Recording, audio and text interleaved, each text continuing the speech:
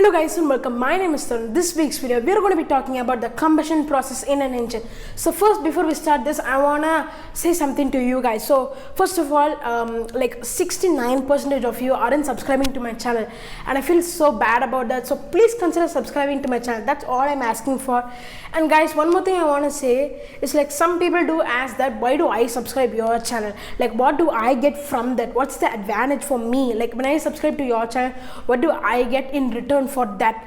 So I have the answer for you guys, the perfect answer. So guys, I promise you that if you subscribe to my channel and watch all my videos, like I'm thinking about going like in this manner. So let's start.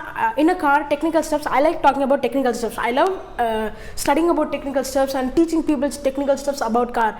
So I hope that, like, what I'm coming to say is that if the car basic thing, heart of the car is an engine. So we'll talk about engine, all the things whichever you need to know about engine. If you can see my past videos in YouTube, like nowadays, like a recent from 2020, because before that I had a lot of work and meetings and other stuff, but yeah, I got some time during this pandemic, and I'm working on the videos right now. I'm putting a lot of videos. You can see that I have been posting similar videos but in a concept wise. Okay, so if we start with engine layout, like talking about layouts and those types of stuff, I just continue and proceed just like that. Same thing I'm doing in every video. So engine, we are talking about everything. So one thing we will talk. Okay, so before I didn't still complete, but I'm going to make future videos which are related to the types of engine layout, and in the middle we'll make some different cool stuffs, like some history of cars, some cool things, many more things like that. But in this week's video, we're going to be talking about the combustion of the engine. So I promise you, it may take some years, but if you watch my videos and learn this properly and write this, and like it doesn't matter if you only study this isn't enough.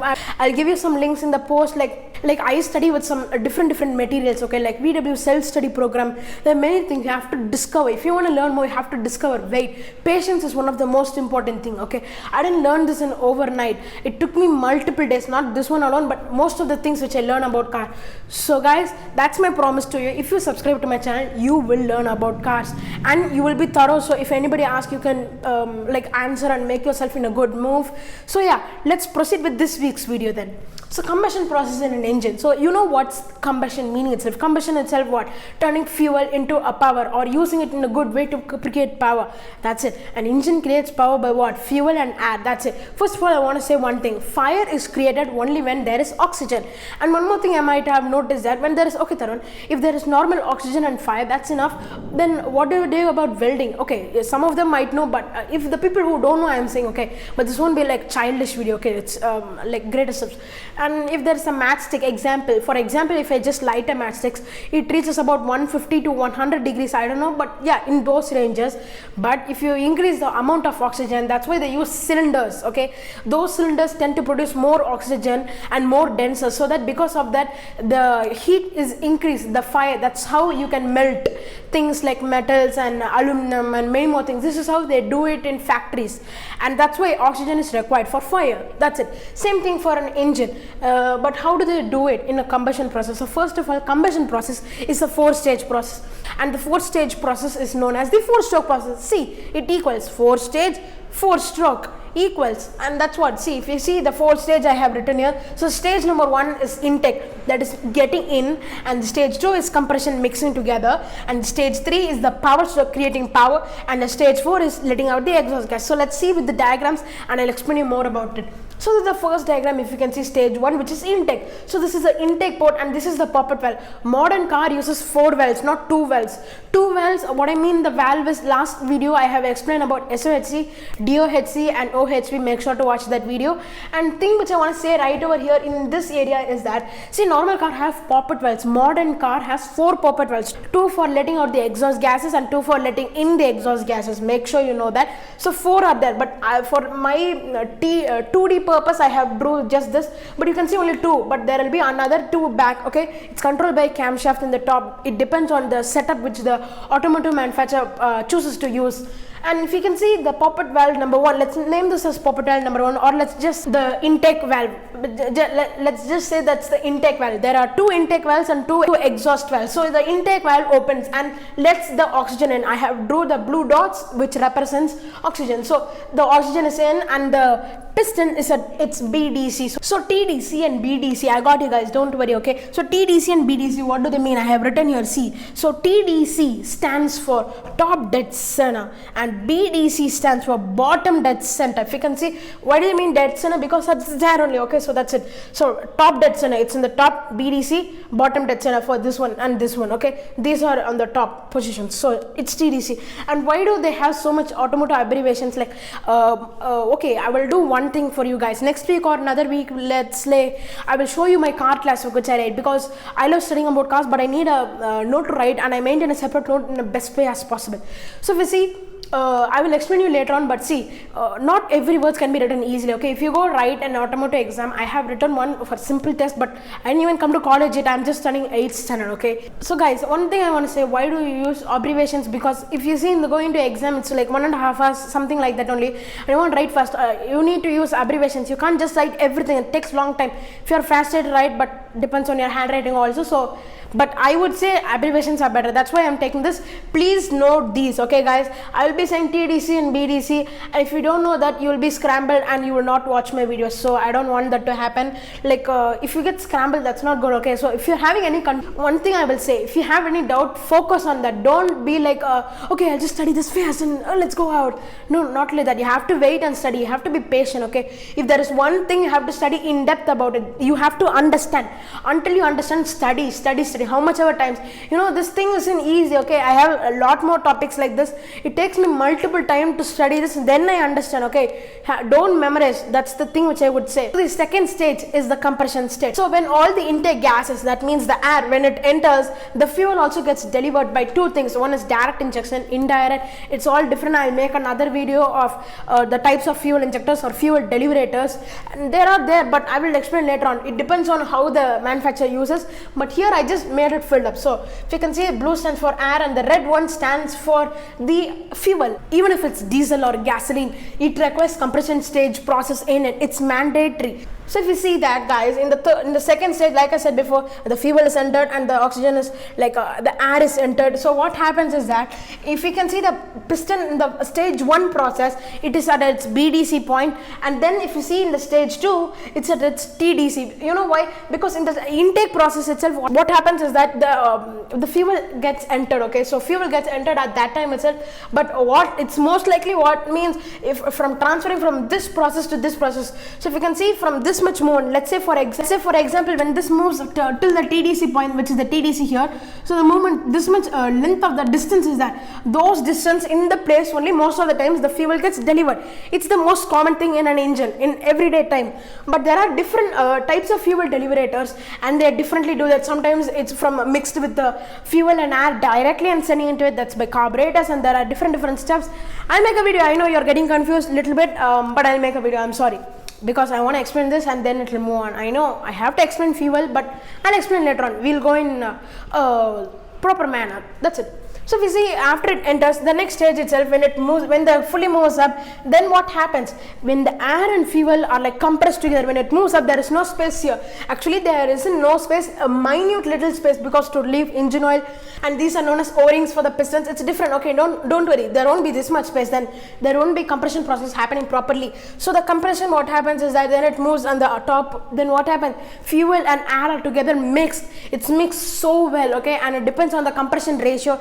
It's different. I'll make another video of compression ratio. I know there are a lot of topics, and just keep on adding for my YouTube videos. It will take time. I'm extremely sorry. Please consider it. So if you see, that's what, like it completely moves up. It goes to its TDC. It goes to its TDC point, and then it mixes up. That's it. So the fuel and air are mixed together, and overall that's it. And one thing you want to know is that during this process, one thing you want to know is that it's under a high pressure.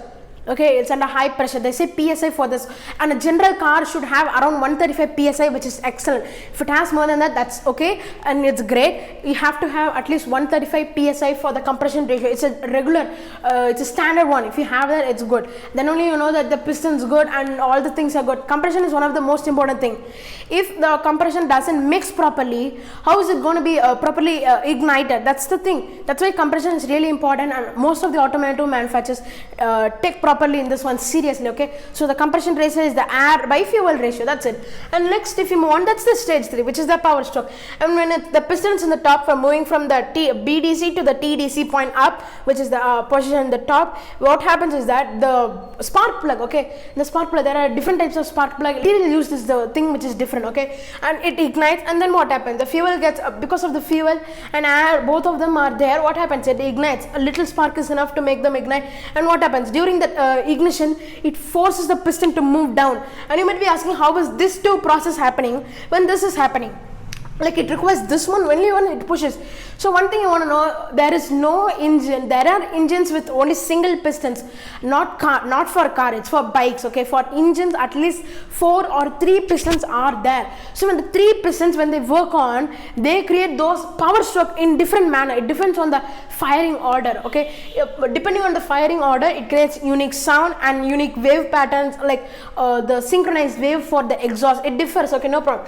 And if you see, it ignites and creates a power stroke. It's balanced by another piston. Okay, for example, if you're having piston 1, 2 and 3, okay, so we're having piston 1, 2 and 3, and the piston 3 and 2 are like, sorry, the piston 3 and 1 are linked, because you want to balance the forces. So what happens is that the piston 3 and 1 are linked, but doesn't mean that the power, the stroke, like the firing order is same. It's different a bit. Okay, if you see, for example, if the firing order of 3 and 1, let's say the firing order for this type of engine is 3, 1 and 2, what happens is that these both are linked, like I said before. So what happens is that the 2 will be at the downmost part. So what it will look like this. When it looks like this, what happens when this creates a firing order, when it moves, it creates a power stroke down, and this one also moves down, and the next time when it goes up, it creates its own power stroke, which equally synchronizes. It's a long step, you can understand just like that. That's it. It's very easy if you don't just memorize and just understand what is happening. That's it. That's easy. That's power stroke. And later on, if you move on, that's the last stage, which is the exhaust gas move out, which goes out through the exhaust manifold, which is in the lower part of the engine itself, to move the exhaust gas, because you don't want to use that. And the exhaust gas is generally a carbon monoxide. And if you see, when it moves out, what happens is that the exhaust poppet valves, the 2 poppet valves, okay, when they are open, when they come down, if you can see, there are space right over here, and it moves out. And the main reason, like most of them will say, that the poppet valves had carbon buildup. Oh my god, carbon is really bad. Not the carbon fiber, the carbon buildup. I'll show you a photo. This is how a carbon buildup looks, and it's really bad. Okay, you can see this photo clearly that the carbon is really bad. Okay, you don't want to build up. If it builds up, the exhaust gases wouldn't flow properly, creates so much problems. So you can clean them, but takes time. But yeah, I hope you understand that. So what I mean, the black and red is the exhaust carbon monoxide, and the fuel, a bit of fuel will be there, but not much, but it will go out. That's why if you can see some cars like Jaguar SVR, they are like, you can hear the Jaguar SCR in the exhaust notes. This is how a Jaguar SVR makes the exhaust note. Okay, if you hear the noise, what can you say? It's probably that it's making some cool noise. No, what happens is that a little bit of the gasoline is moved out in the exhaust. Because of it detonates, creates that beautiful noise maybe.